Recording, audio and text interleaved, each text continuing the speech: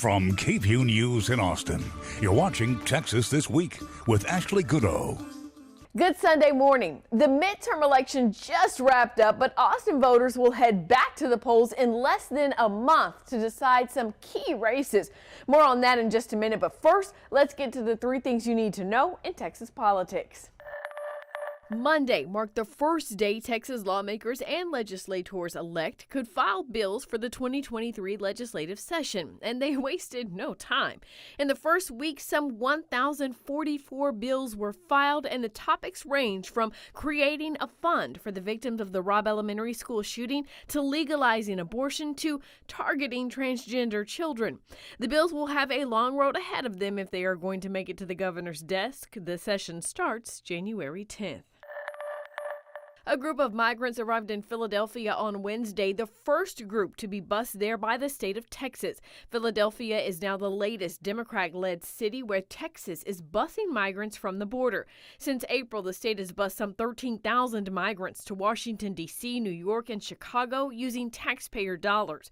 Governor Greg Abbott says he'll continue to add drop-off locations until the Biden administration provides Texas with, quote, sustainable border security.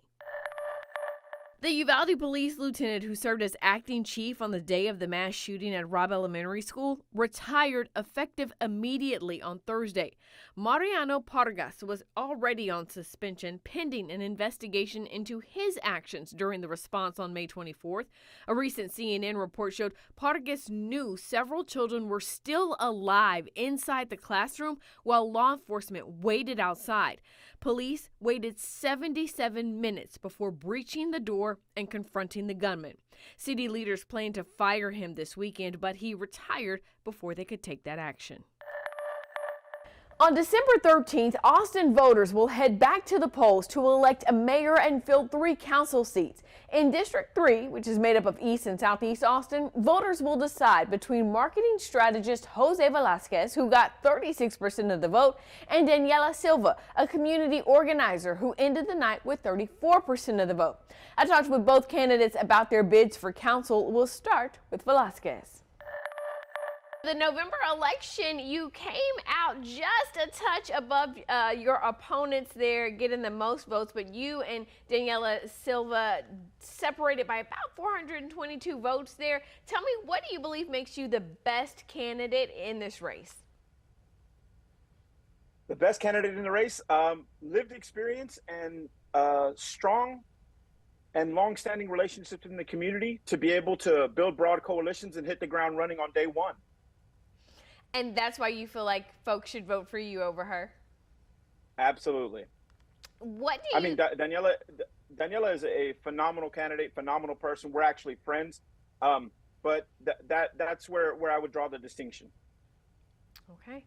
You know, I want you to tell us, what do you believe is the biggest issue facing residents in District 3 right now, and what will you do to address it if you're elected?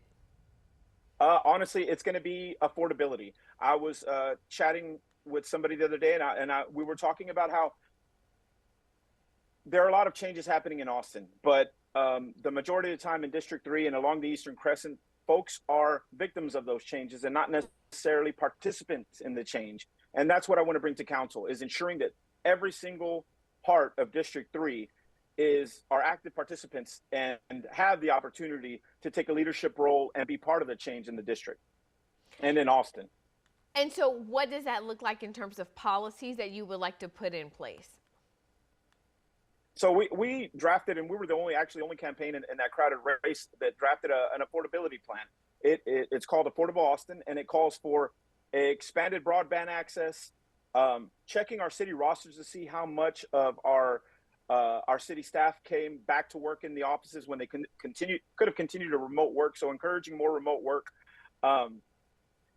full free pre-K 3 to give parents a break from the cost of childcare and help our kids get a jump start on their education, and then taking a holistic approach to our housing crisis and our housing needs in the district and in Austin. I want you to give the viewers some final thoughts on why they should elect you in this runoff election. This election is going to be about accessibility, not so much about politics. We need to ensure that everyone in the district, from East Austin to South Austin to Galindo, back to Montopolis, that every part of the district is heard. I think the district needs a leader that can bring everybody together, and I have a proven track record of doing that, and I'm always willing to work with anybody that is looking to create progress and ensure that Austin is a welcoming city for everybody.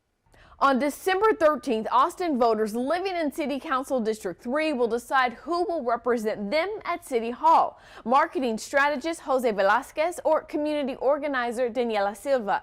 We talked with Velásquez. Now let's hear from Silva. You and your opponent came very close to one another on election day, just about 422 votes separating the two of you. What makes you the better candidate for voters? Well, for me, it boils down to four things: policy, my professional life, how I've run my campaign, and who I am as a person. So as a city commissioner and a community organizer, I am very well researched on policies that impact this city.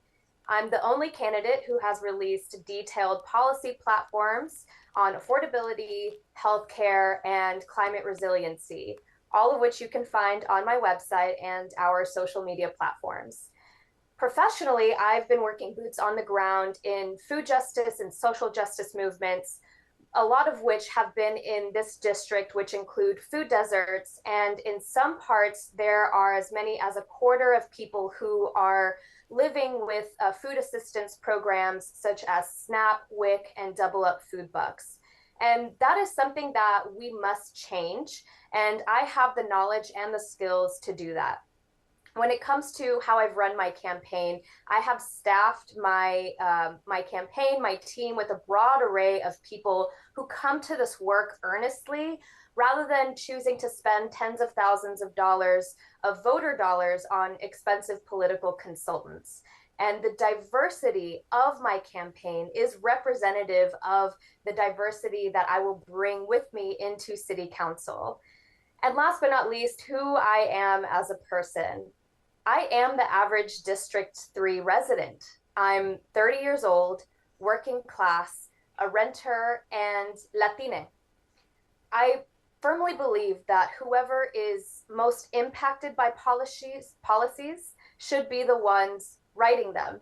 And as someone with various intersectionalities, I am uniquely qualified to represent the vast diversity that is District 3. I want to talk a little bit about the district. Tell us what you believe is the most pressing issue for residents in District 3 and what you will do to address it.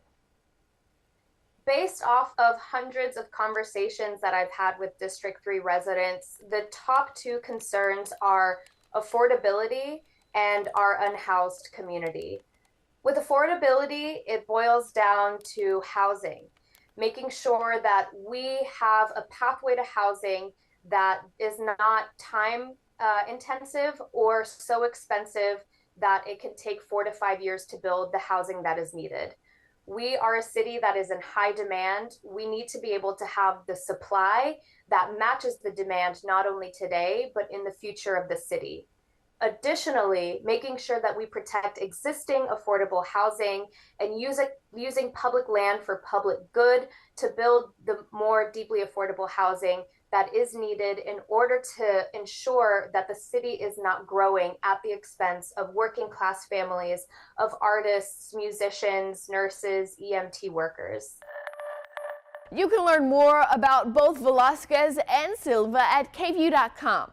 As we gear up for a new legislative session, we decided to add a new, mostly lighthearted element to Texas this week. That's right, Ashley's Bill of the Week, where I will highlight different pieces of legislation that catch my eye, because politics is heavy, so let's have a little fun with it where we can. Now, if you watched Texas This Week over the years, you can probably guess which bill I will kick this series off with. Something I've talked about before. A bill that gets filed every session. A bill that has some level of bipartisan support every session. A bill that dies every single session. Getting rid of standard time. Well, friends, It brings me great joy to tell you, State Representative Mike Schofield filed House Bill 417 this week to observe daylight saving time year-round, along with a House Joint Resolution proposing a constitutional amendment to get rid of falling back and keep the sunshine. Look, I realize most of you, those without toddlers, enjoy getting an extra hour of sleep or an extra hour to party if clubbing is your thing. But study after study shows just how bad falling back is for our physical, mental, and emotional health. The winter season and holidays can be tough for so many people, and more darkness certainly isn't helping. No one likes for it to be dark when they get off work. Traffic is worse because Mopac after dark is a whole situation, and there's less time to get outside and enjoy the day. So, fingers crossed, 2023 will be the year that Texas lawmakers save the sunlight. That's Texas This Week.